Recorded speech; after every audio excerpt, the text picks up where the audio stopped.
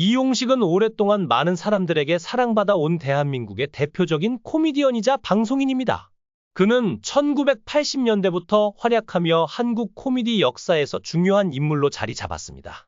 특히 유머 한 번지와 같은 인기 프로그램에서 개성 넘치는 외모와 독특한 유머 감각으로 시청자들에게 큰 웃음을 선사했습니다. 그러나 최근 그와 관련된 안타까운 소식이 전해지며 많은 팬들이 걱정에 빠졌습니다. 특히 그의 손녀가 태어나기 직전에 이 소식이 전해져 더욱 안타까움을 자아냈습니다. 이용식의 방송 데뷔는 1975년 MBC 개그 콘테스트를 통해 이루어졌습니다. 당시 개그계는 주로 유랑극단 출신이나 연극 무대에서 활동하던 이들이 중심이었지만 이용식은 대한민국 최초의 공채 개그맨 중 한 명으로 새로운 길을 열었습니다.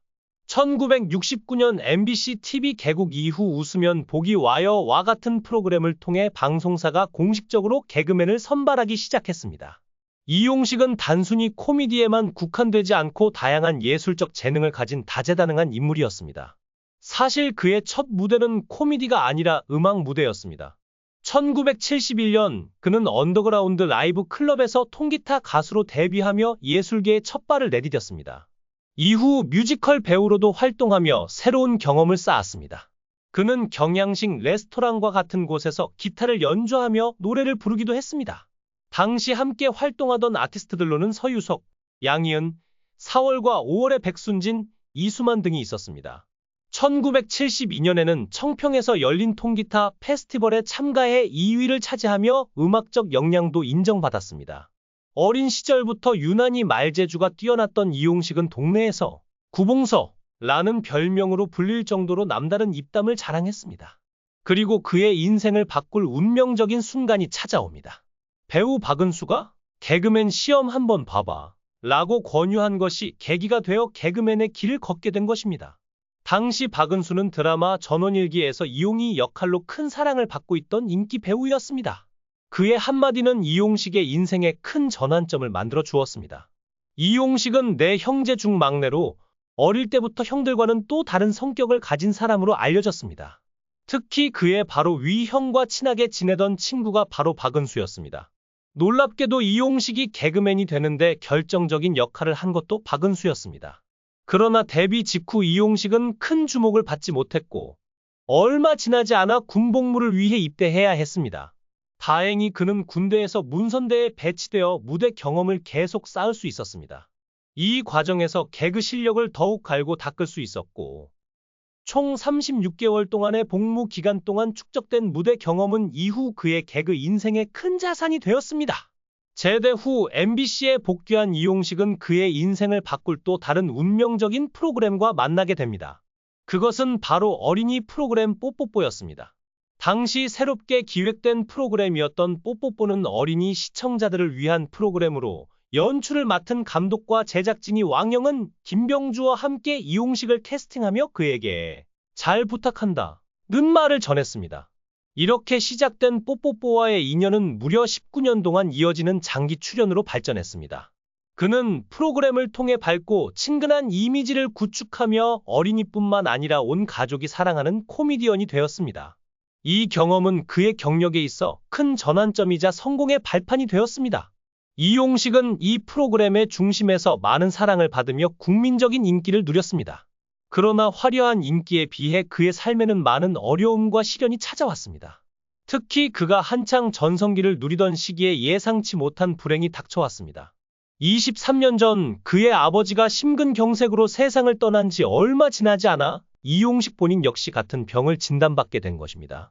아버지를 떠나보낸 경험이 있었던 만큼 그는 심근경색의 위험성을 누구보다도 잘 알고 있었습니다. 주변 사람들은 이용식이 의사보다 심근경색에 대해 더 잘 안다 며 농담을 하기도 했지만 병은 예고 없이 찾아왔습니다. 그는 응급실로 실려가 의식을 잃기 직전 마음속으로 강한 다짐을 했습니다. 나는 반드시 살아남겠다. 그는 응급실 침대 위에서 주먹을 꽉 쥐고 생에 대한 강한 의지를 불태웠습니다. 그리고 수술실 문틈 너머로 6살 딸 수민이가 간절하게 기도하는 모습이 보였습니다. 그 순간 이용식은 다시 한번 결심했습니다. 내가 어떻게 낳은 아이인데 여기서 무너질 수 있단 말인가. 반드시 살아서 이 병원을 나가겠다. 이용식에게 딸 수민이와 아내는 그 무엇보다 소중한 존재입니다. 그가 가족을 특별히 소중히 여기는 데에는 남다른 사연이 있습니다. 사실 이용식 부부는 결혼 후 8년 동안 아이를 갖지 못해 큰 고민을 했습니다.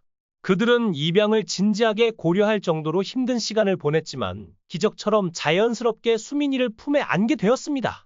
그 순간부터 수민이는 그에게 세상에서 가장 소중한 선물이 되었습니다. 이용식이 가족을 특별히 아끼는 데에는 그만의 복잡한 가족사가 자리하고 있습니다.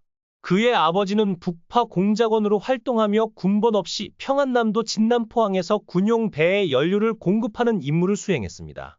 내가 남쪽으로 갈 계획을 미리 알렸다면 우리 가족은 인민재판을 받았을 거다.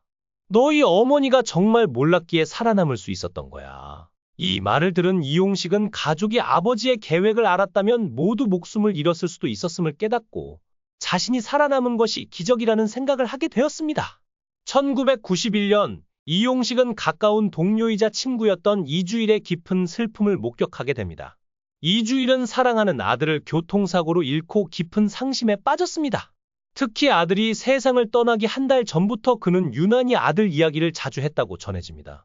창밖을 보며 저 사람은 아들과 함께 걷고 있네 라고 말할 정도로 머릿속이 온통 아들 생각뿐이었던 것입니다. 이용식은 이주일의 건강이 악화되었을 때 의사로부터 그가 얼마 남지 않았다는 소식을 듣고 모든 일정을 취소한 채 그의 곁을 지키기로 결심했습니다. 두 사람은 마지막까지 많은 이야기를 나누며 시간을 보냈고 결국 이주일이 세상을 떠나자 이용식은 큰 슬픔에 잠겼습니다. 친구를 떠나보낸 후 이용식의 건강도 점차 악화되기 시작했습니다. 그는 망막 변성으로 인해 한쪽 눈을 실명했고 뇌경색 진단을 받아 지속적인 치료가 필요하게 되었습니다. 종합병원에서 치료를 받는 것이 그의 일상이 되었지만 그는 늘 희망을 잃지 않고 긍정적인 태도를 유지했습니다. 그러나 그의 건강에 대한 태도가 완전히 바뀌는 계기가 있었습니다. 바로 딸 이수민의 임신 소식을 들었을 때였습니다. 나는 그전까지 건강을 크게 신경 쓰지 않았고 항상 괜찮아질 거야라며 낙관적인 마음으로 지냈어요. 하지만 손주가 태어난다는 소식을 듣고 생각이 완전히 달라졌습니다. 이 아이가 자라서 결혼하는 모습까지 보고 싶다는 강한 의지가 생겼습니다. 그는 손주를 위해 건강 관리를 결심하고 꾸준한 운동과 식단 조절을 통해 15kg을 감량하며 건강 회복에 힘썼습니다.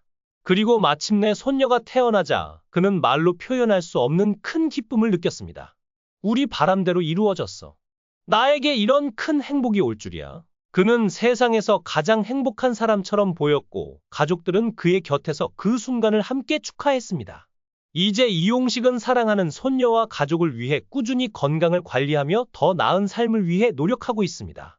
오랜 시간 대중들에게 웃음을 선사했던 그가 앞으로도 건강을 유지하며 사랑하는 가족과 함께 행복한 시간을 보내길 진심으로 응원합니다.